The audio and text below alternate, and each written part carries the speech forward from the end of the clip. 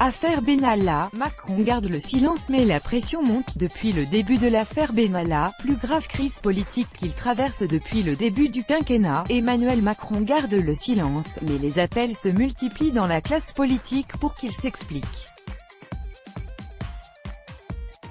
L'Élysée n'a donné aucune indication sur une éventuelle prise de parole du président.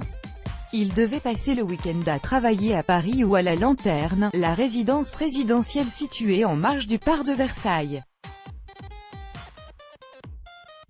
Aux yeux d'une source proche de l'exécutif, de par les différentes enquêtes lancées par la justice, le Parlement ou l'IGPN, la police des polices, tous les leviers ont été actionnés, et il n'est donc pas nécessaire que le président s'exprime, dans l'immédiat, au sujet de son ex-collaborateur Alexandre Benalla, en garde à vue pour des violences le 1er mai.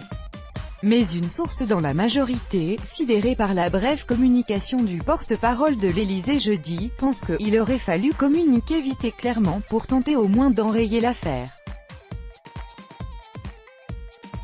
Ce silence au sommet de l'État est d'autant plus dommageable que les télés en continu tournent en boucle avec ça. Plus longtemps il se tait, plus cela alimente les interrogations, pressait un député d'opposition. En gestion de crise, ils ont coché toutes les cases pour un ratage, jugé un autre. Les ténors ont accru samedi la pression sur le chef de l'État.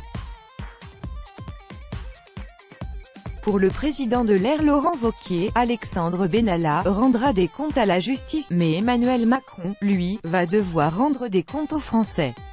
Il a listé au Figaro les questions qui se posent au chef de l'État, qui était au courant. Quand? Pourquoi la justice n'a-t-elle pas été saisie? Pourquoi a-t-on été jusqu'à instrumentaliser la police pour étouffer l'affaire?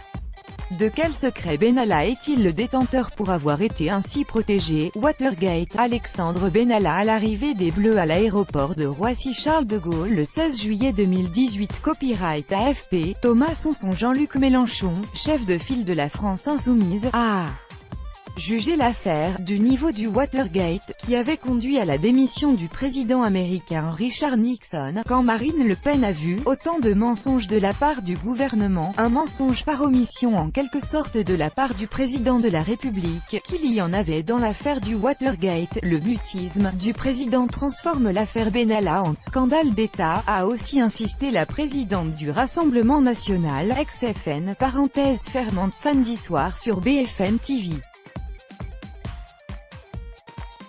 Le président de la République devra obligatoirement parler aux Français, à la télévision, a assuré devant la presse Nicolas Dupont-Aignan. Debout la France, face à ce qui est déjà dénoncé par certains comme un scandale d'État. Gilles Legendre, porte-parole des députés LREM, accuse l'opposition d'instrumentaliser cette affaire parce que ses représentants n'ont toujours pas digéré la défaite cuisante dans les urnes il y a un an. Pour l'exécutif, il s'agit dans l'immédiat de préparer les auditions très attendues des prochains jours, en premier lieu celle de Gérard Collomb devant la commission des lois de l'Assemblée lundi.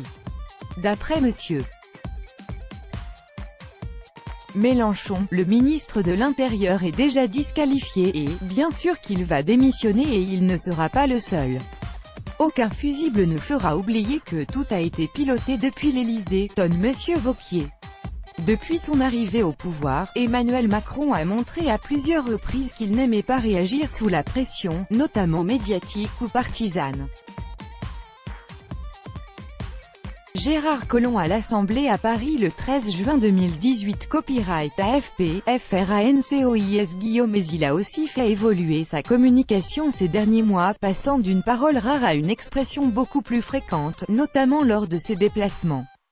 Lors de sa visite jeudi en Dordogne, il a refusé de répondre aux nombreuses questions des journalistes lui demandant de réagir aux révélations du quotidien Le Monde. La République est inaltérable, a-t-il seulement lâché en réponse à un journaliste qui lui demandait si la République n'était pas entachée par cette affaire. Certains dans la majorité espèrent encore que la fièvre retombera d'ici aux vacances de l'exécutif, prévues après le Conseil des ministres du vendredi 3 août.